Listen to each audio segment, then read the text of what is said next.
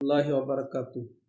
الحمد لله رب العالمين والعاقبة للمتقين والصلاة والسلام على أشرف الأنبياء والمرسلين نبينا محمد وعلى آله وصحبه ومن تبعهم بإحسان إلى يوم الدين أما بعد. সম্মানিত দর্শক ও শ্রোতা মণ্ডলী, আল্লাহ রাব্বুল আলামিনের অশেষ মেহেরবানিতে আমরা শুরু করতে যাচ্ছি শাইখুল ইসলাম মুহাম্মদ ইবনে আব্দুল ওয়াহাব রাহিমাহুল্লাহ রচিত কিতাবুত তাওহীদের 63তম ক্লাস বা অধ্যায়। তো আজ 20শে নভেম্বর 2025 রোজ বৃহস্পতিবার শুরু করছি এই অধ্যায়ে বাবু মা জা ফি দিম্মাতিল্লাহি ওয়া দিম্মাতি নবীহি। লেখক রাহিমাহুল্লাহ কিতাবুত তাওহীদের এই অধ্যায়ে বর্ণনা দিচ্ছেন যে আল্লাহর জিম্মায় বা রাসূলের জিম্মায় বলে কাউকে ওয়াদা দেওয়া, অঙ্গীকার দেওয়া, আল্লাহর নামে রাসূলের নামে এভাবে অঙ্গীকার প্রতিষ্ঠিত করা, ওয়াদা প্রতিষ্ঠিত করা, এগুলার হুকুম কি?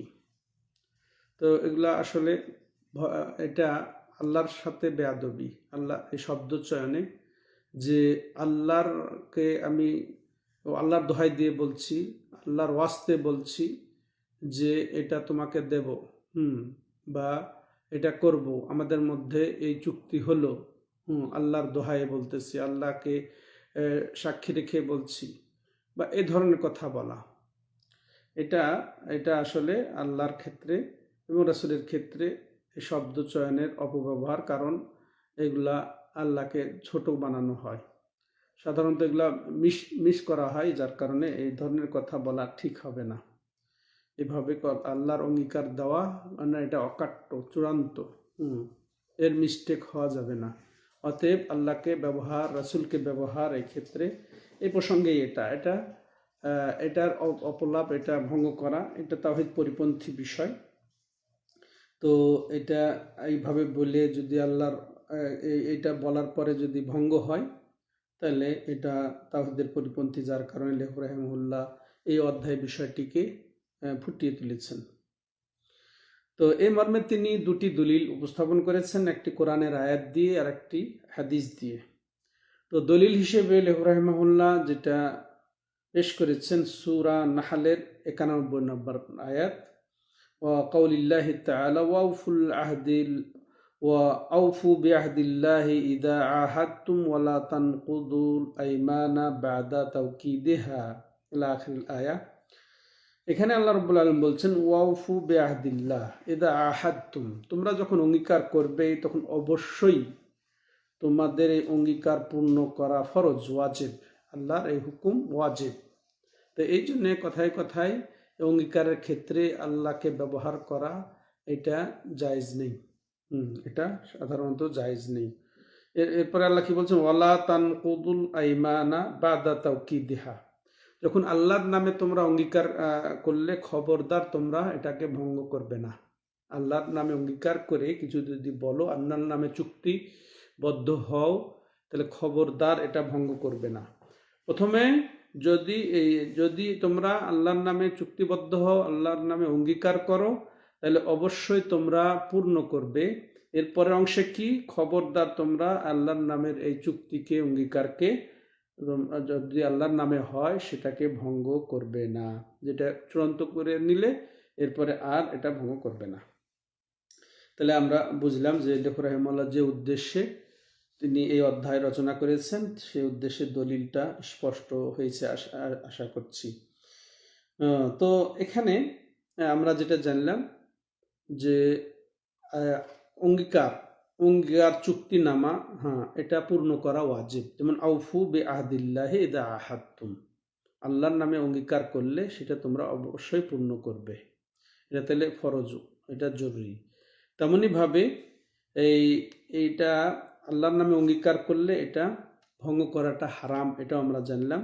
তেমনইভাবে আমরা জানলাম যে এই আয়াত যে অংশ বলা হলো, এর পরের অংশ আল্লাহ বলছেন ওয়াকাদ জাআলতুমুল্লাহা আলাইকুম কাফিলা ইন্নাল্লাহা ইয়ালামু মা তাফআলুন, যে তোমরা আল্লাহকে তোমাদের উপরে কি করেছো, সাক্ষ্য বানিয়ে ছেড়েছ, সাক্ষী ছেড়েছ, আল্লাহ যেন সাক্ষী, হ্যাঁ, তোমরা যে অঙ্গীকার করছো এতে।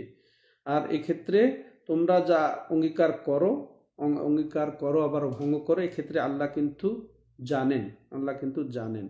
তো এখানে যে আল্লাহ রাব্বুল আলামিন জানেন, তো আল্লাহর ইলম এখানে সাব্যস্ত হলো। আল্লাহ রাব্বুল আলামিন সব কিছু জানেন, শুরু শেষ সব কিছুই তিনি জানেন। তেমনইভাবে যে অঙ্গীকার ভঙ্গ করবে, চুক্তি ভঙ্গ করবে, তার ভয়াবহতাও এখানে তুলে ধরা হয়েছে। তার ভয়াবহতাও তুলে ধরা হয়েছে যে আল্লাহ রাব্বুল আলামিন জানেন, অতএব তোমরা সতর্ক হয়ে যাও। এই প্রথম দলিল। দ্বিতীয় দলিল হিসেবে লেখক রাহিমাহুল্লাহ একটা লম্বা হাদিস উপস্থাপন করেছেন, দিয়ে তিনি বলছেন, আন বুরাইদা রাদিয়াল্লাহু আনহু ক্বাল কানা রাসূলুল্লাহ সাল্লাল্লাহু আলাইহি ওয়াসাল্লাম ইদা আমারা আমিরান আলা জাইশিন আও সারিয়াহ আওসাহু বিতাকওয়াল্লাহ তাআলা ওয়া মান মাআহু মিনাল মুসলিমিনা খায়রা ইলা আখিরিল হাদিস। বুরাইদা রাদিয়াল্লাহু তাআলা আনহু বর্ণনা করে বলছেন যে রাসূলুল্লাহ সাল্লাল্লাহু আলাইহি ওয়াসাল্লাম যখন কোনো আমির প্রেরণ করতেন, কোনো বড় দল পাঠিয়ে বা কোনো ছোট দল পাঠিয়ে, তখন তাকে কি করতেন? আল্লাহর ওসিয়ত করতেন, আল্লাহর তাকওয়ার ওসিয়ত করতেন। এবং তারা মুসলমানদের মধ্যে যারা ওই আমিরের সাথে থাকতেন তাদেরকেও। এরপরে তিনি বলতেন কি, উগজু বিসমিল্লাহ, তোমরা আল্লাহর নামে যুদ্ধ শুরু করো, ফি সাবিলিল্লাহ, আল্লাহর পথে। কাতিলু মান কাফারা বিল্লাহ, আর যারা আল্লাহর সাথে কুফরি করে তাদের সাথে লড়াই করো। উগজু, এবং এরপরে তিনি আবার শিক্ষা দিলেন কি, উগজু, লড়াই করো তাদের সাথে। ওয়ালা তাগলু, এবং খবরদার তোমরা খেয়ানত করো না। অর্থাৎ যে গনিমত যদি পাও এই লড়াইয়ের পরে, তো ভাগ করার আগে, গনিমতের মাল ভাগ করার আগেই তোমরা এটাকে নিয়ে না, গোপন করো না, খেয়ানত করো না। ওয়ালা তাকদিরু, এবং খবরদার তোমরা এই যে এটা হচ্ছে আমাদের এখানে সম্পর্ক, ওয়ালা তাকদিরু, তোমরা অঙ্গীকার ভঙ্গ করো না। ওয়ালা তুমাসিলু, তোমরা যে অঙ্গহানি করো না, এই যে কান কেটে নেওয়া, শত্রুপক্ষে যখন বিজয়ী হবে তো তাদের লাশের কান কেটে নেওয়া, নাক কেটে নেওয়া, কিছু কেটে নেওয়া, এগুলা করো না। ওয়ালা তাকতুলু ওয়ালিদা, এবং তোমরা মাসুমদেরকে হত্যা করো না, বাচ্চাদেরকে হত্যা করো না। ওয়াইদা লাকিতা আদুওয়াকা মিনাল মুশরিকিন, এখন যখন তুমি মুশরিকদের কোনো শত্রুর সাথে তোমার হবে, সংঘর্ষ হবে, মিলবে, ফাদউহুম ইলা সালাসে খিলাল আও খিসাল ফাইয়াতুহুন্না মা আজাবুক। তো এরপরে যখন তুমি মুশরিকদের কোনো শত্রুর সাথে মিলিত হবে, তখন তাদেরকে 3টি প্রস্তাব দিবে, 3টি বিষয়ের দিকে আহ্বান করবে। তো যে বিষয় সে গ্রহণ করুক না কেন, তো ফাকবালহুম, সেটা তুমি গ্রহণ করে নিবে। ওয়াক্কাফা আনহুম, এবং তার থেকে বিরত হয়ে যাবে, লড়াই করতে বিরত হয়ে যাবে। সুম্মা দুহুম ইলাল ইসলাম, পরে কি, ইসলামের পথে ডাকবে, 1 নাম্বার। সুম্মা ফাইনা জাবুক, ইসলাম যদি কবুল করে নেয়, ফাকবাল মিনহুম, তাহলে তার থেকে কবুলটা গ্রহণ করে নাও। ইসলাম যে কবুল করেছে ওই অবস্থাতেও যদি ইসলাম কবুল করে নেয়, সেটা তুমি মেনে নাও। সুম্মা দুহুম ইলা তাহাউলে মিন দারিহিম ইলা দারিল মুহাজিরিন, এরপরে তাদেরকে আহ্বান করো যে তারা যেন যেখানে আছে সেখান থেকে মদিনায় হিজরত করে, তারা মদিনায় ফিরে আসে, মদিনায় পরিবর্তন হয়ে যায়। ওয়াখবিরহুম আন্নাহুম ইন ফাআলু যালিক, এবং তাদের খবর দাও যে তারা যদি এটা করে, ফালাহুম মালিল মুহাজিরিন, তাহলে মুহাজিরদের জন্য যে গনিমত পাওয়ার তারাও সেটা পাবে। ওয়া আলাইহিম মা আলাল মুহাজিরিন, এবং মুহাজিরদের জন্য যা করণীয় সেটাও তারা করবে, যেমন মুহাজিররা রাসূলের সাথে জিহাদ করে এবং অন্য সহযোগিতা করে, সেটাও তাদেরকে করতে হবে। ফাইন আবাউ আয়াতাহাওয়ালু মিনহা, পক্ষান্তরে তারা যদি মদিনায় যেতে অস্বীকার করে, আখবিরহুম আন্নাহুম ইয়াকুনুনা কাআরাবিল মুসলিমিন, তাহলে তাদেরকে বলে দাও তারা ওই যে গ্রাম্য বেদুইনদের হুকুমে চলে যাবে। ইয়াজরি আলাইহিম হুকমুল্লাহি আল্লাযী ইয়াজরি আলাল মুমিনিন, তো তাদের হুকুম ওইটাই হবে যে বেদুইন মুসলিমদের মধ্যে যেটা তাদের প্রতি বর্তায় সেটাই তাদের উপরে বর্তাবে, সেই হুকুমই বর্তাবে। ওয়ালা ইয়াকুনু লাহুম ফিল গানিমাতি ওয়াল ফাই শাই, তাদের জন্য কোনো গনিমত এবং ফাই কোনোটাই পাবে না তারা। গনিমত বলা হয় যেটি যুদ্ধ করার পরে অর্জন হয়, সেটা হচ্ছে গনিমত। আল ফাই শব্দ এসেছে হাদিসে। ফাই হচ্ছে কি বিনা যুদ্ধে পরিস্থিতির এই আওতায় এসে গনিমত পাওয়া যায়, হ্যাঁ, বিনা যুদ্ধে। তাহলে সেটা তাদের হবে না যদি তারা মদিনায় হিজরত করে না আসে। ইল্লা আইজাহিদু মাল মুসলিমিন, যতক্ষণ তারা মুসলমানদের সাথে যুদ্ধ করবে না ততক্ষণ তারা গনিমতও পাবে না এবং লব্ধ সম্পদও পাবে না। ফাইন হুম আবাউ, এটাতেও তারা যদি অস্বীকার করে, ফাস আল হুমুল জিজিয়াহ, তাহলে তাদেরকে কর দিতে বলো, তাদের কাছ থেকে কর চাও, ট্যাক্স চাও। ফাইন হুম আজাবু, তারা যদি এই ট্যাক্স দিতে প্রস্তুত হয়ে যায়, ফাকবাল মিনহুম ওয়া কাফা আনহুম, তাহলে তারা যে ট্যাক্স দেওয়া শুরু করবে, গ্রহণ করবে, সেটা তুমি সেটা মেনে নাও এবং তাদের থেকে লড়াই থেকে বিরত থাকো। ফাইন হুম আবাউ, তারা যদি এর থেকে বিরত থাকে তাহলে ফাস্তাইন বিল্লাহি ওয়া কাতিলহুম, তারা যদি ট্যাক্স দিতে না চায় তাহলে তাদের সাথে আল্লাহর সাহায্য চেয়ে লড়াই করা শুরু করো। তো এই একটা দিক এখান থেকে আমরা যেটা জানতে পারলাম। এখন যেটা রাসূলুল্লাহ সাল্লাল্লাহু আলাইহি ওয়াসাল্লাম বলেছেন সেটা কি, ওয়াইদা হাসারতা আহলাল হিসনিন, যখন তোমরা কোনো দুর্গে আবদ্ধ হয়ে আছে শত্রুরা, তাদেরকে যদি ঘিরে ফেলো, আরাদুকা আনতাজালা লাহুম যিম্মাতাল্লাহি ওয়া যিম্মাতা নবিহি, আসলে এই অধ্যায়ের সাথে এই অংশেরই সম্পর্ক ডাইরেক্ট। তো তারা যদি তোমাকে আল্লাহর অঙ্গীকার চাই, তোমার কাছ থেকে আল্লাহর অঙ্গীকার চাই বা নবীর অঙ্গীকার চাই, ফালা তাজআল্লাহুম যিম্মাতাল্লাহি ওয়া যিম্মাতা নবিহি, তো খবরদার তাদেরকে তুমি আল্লাহর জিম্মা, আল্লাহর অঙ্গীকার এবং রাসূলের অঙ্গীকার না দাও। ওয়ালাকিন ইজআল্লাহুম যিম্মাতাকা ওয়া যিম্মাতা আসহাবিকা, বরং তোমাদের দায়িত্ব নাও, তোমরা দায়িত্ব নাও।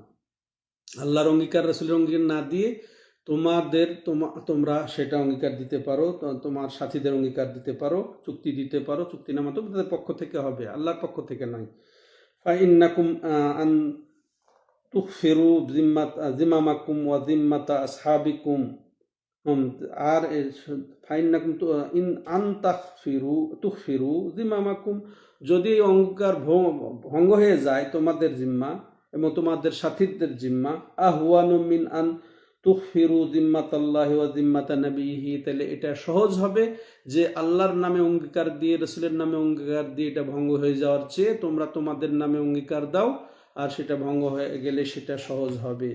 ওয়াইদা হাসার তাহলে হিসনিন, এরপর আবার বলছেন যদি তোমরা কোনো যে দুর্গে অবস্থানকারীদেরকে ঘিরে ফেলো, আরাদুকা আন তুনজিলাহুম আলা হুকমিল্লাহ, এই ঠিক ওরকমই কথা, যদি তারা যদি চায় যে আল্লাহর হুকুম বা আল্লাহর হুকুমে তাদেরকে করো, নিয়ে আসো, তো তাহলে তোমরা এটাও করবে না, বরং তোমাদের হুকুমে, তোমাদের সাথীদের হুকুমে করবে। ওয়ালা তাদরি আতুসিবা হুকমাল্লাহি ফিহিম আমলা, কারণ তুমি জানো না যে তোমার দেওয়া ওয়াদা, চুক্তি বা হুকুমে আনা সেটা যদি আল্লাহর নামে দাও, তুমি সেটাকে পৌঁছতে পারবে কি না, দিতে পারবে কিনা।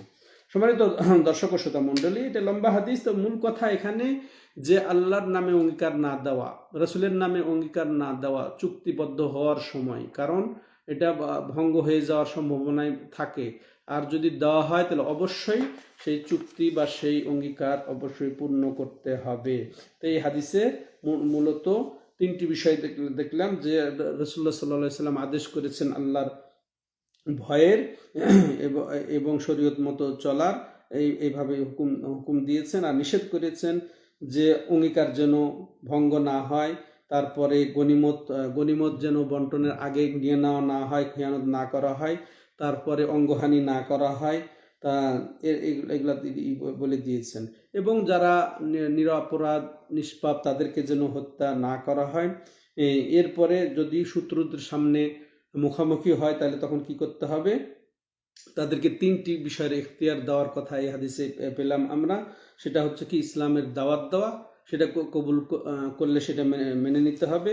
দ্বিতীয় হচ্ছে কি, যে জিজিয়া তলব করা, ট্যাক্স তলব করা, এটা যদি গ্রহণ করে বা তারা ট্যাক্স দেওয়া শুরু করে সেটাও মেনে নিতে হবে। তারপরে শেষে শেষে কি যদি না না হয় তাহলে তাদের সাথে লড়াই করা। তো এরপরে আরও যেটা পেলাম, যদি ইসলাম কবুল করে তাদেরকে এখতিয়ার দেওয়া হবে দুটি বিষয়, যে তারা মদিনায় চলে আসুক, হিজরত করে মদিনায় চলে আসলে মুহাজিরদের জন্য যা তার হুকুম বর্তাবে, তাদের জন্য যেটা পাওনা সেটা পাবে, যেটা তাদের করণীয় সেটা করবে। আর যদি তারা সেখানে আপন স্থানে অবস্থান করতে চায় তাহলে বেদুইনদের হুকুমে চলে যাবে। তো এরপরে নিষেধ করা হয়েছে যে তারা যদি অঙ্গীকার চায় আল্লাহর এবং তার রসুলের, সেই আল্লাহ এবং রসুলের অঙ্গীকার দেওয়া যাবে না তাদেরকে, এটাও নিষেধ করেছেন। তাহলে এর থেকে আমরা বুঝলাম যে এই অঙ্গীকার ভঙ্গ এটা তাওহীদ পরিপন্থী বিষয়। এটা আল্লাহ নামে অঙ্গীকার করার পরেও যদি পূর্ণ না হয় তাহলে তাওহীদ পরিপন্থী, এটা অবমাননা, এটা আল্লাহর নামের অবমাননা। তাহলে এই হাদিস থেকে যে শিক্ষা আমরা পেলাম সেটা হচ্ছে কি, যে যুদ্ধ করলে, জেহাদ করলে আল্লাহর কালেমাকে বুলন্দ করার জন্যে, শিরকে উচ্ছেদ করার জন্যেই করতে হয়। এটা কোনো মান সম্মানের জন্যে নয়, এবং নিজের আভিজাত্য প্রকাশ করার জন্যে, বাহাদুরি প্রকাশ করার জন্যে, প্রশংসা কুড়ানোর জন্যে, বা নিজের প্রবৃত্তির জন্যে, বা শত্রুতা রয়েছে পরস্পরের ব্যক্তিগত সেগুলা আর প্রতিশোধ নেওয়ার জন্য, এরকম যেন জেহাদের উদ্দেশ্য বা যুদ্ধের উদ্দেশ্য না হয়। তেমনি আমরা জানতে পারলাম যে অবশ্যই আমিরের নেতৃত্বেই, বৈধ আমির যিনি, শরীর সম্মত আমির, তার নেতৃত্বেই যুদ্ধ জেহাদ হবে। তেমনি আমরা জানতে পারলাম যে দাওয়াত দেওয়া, যুদ্ধে গিয়ে দাওয়াত দেওয়া, তাদেরকে ইসলামের দাওয়াত দেওয়া, ও ক্ষেত্রেও দাওয়াত দেওয়া উচিত, গ্রহণ করলে আলহামদুলিল্লাহ।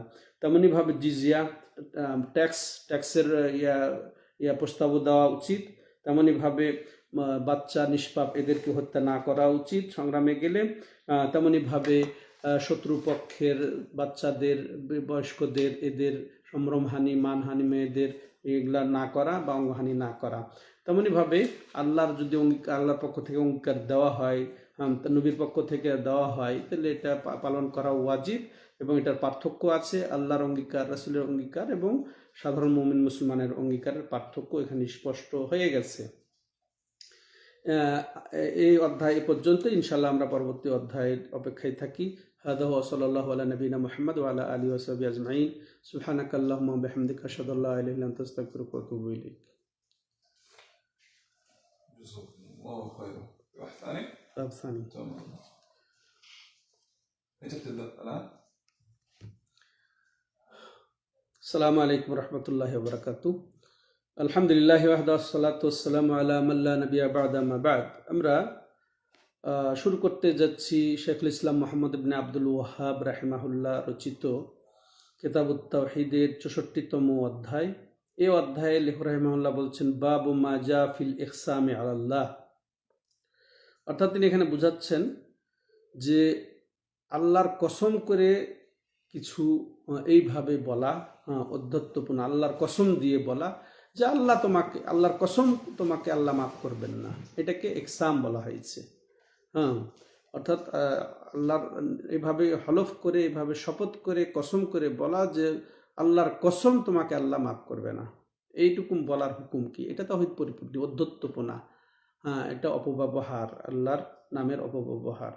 এটা নিজের অহমিকতা বশত, অহংকার বশত এটা বলা, এটা হারাম, এটা জায়েজ নেই।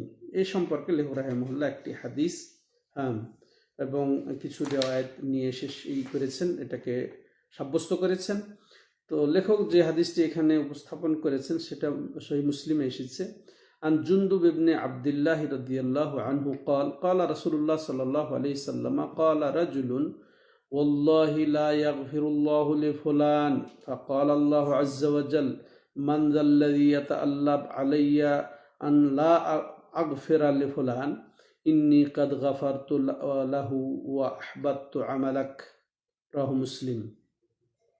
জুনদুব ইবনে আব্দুল্লাহ রাদিয়াল্লাহু তাআলা আনহু বর্ণনা করে বলছেন যে রাসূলুল্লাহ সাল্লাল্লাহু আলাইহি ওয়াসাল্লাম বলেছেন, রাসূলুল্লাহ সাল্লাম বলেছেন কি, ক্বালা রাজুলুন, রাসূলুল্লাহ সাল্লাম বলেছেন ক্বালা রাজুলুন, এক ব্যক্তি বলল, ওয়াল্লাহি লা ইয়াগফিরুল্লাহু লিফুলান, আল্লাহর কসম বলি যে আল্লাহ অমুককে ক্ষমা করবেন না।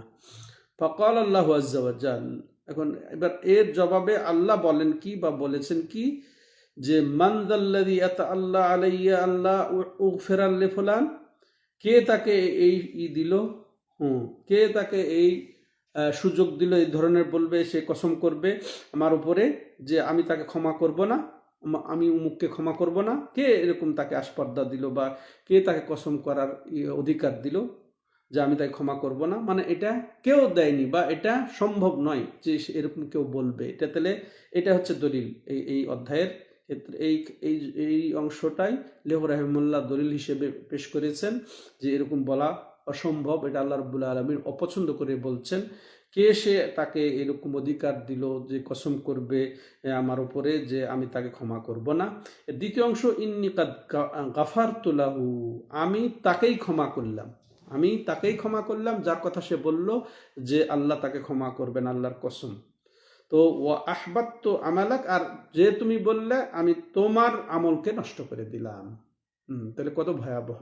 তো এখান থেকে বুঝে ফেললাম। অফি হাদিসে আবি হুরায়রা আন্নাল কাইলা রাজুলুন আবেদ, আবু হুরায়রা রাদিয়াল্লাহু তাআলা আনহুর হাদিসে এসেছে যে এই কথাটা যে বলেছিল সে আসলে দরবেশ, খুব ইবাদত গুজার আছে। যে আমরা ওই হাদিসের প্রতি ইঙ্গিত করতে চাই যে 99 জন হত্যা করে সে অনুশোচনা করেছিল, ভয় পেয়ে গেছিল, আল্লাহকে ভয় করেছিল যে কিভাবে আমার প্রায়শ্চিত্ত হবে, কিভাবে আমি ক্ষমা পাবো।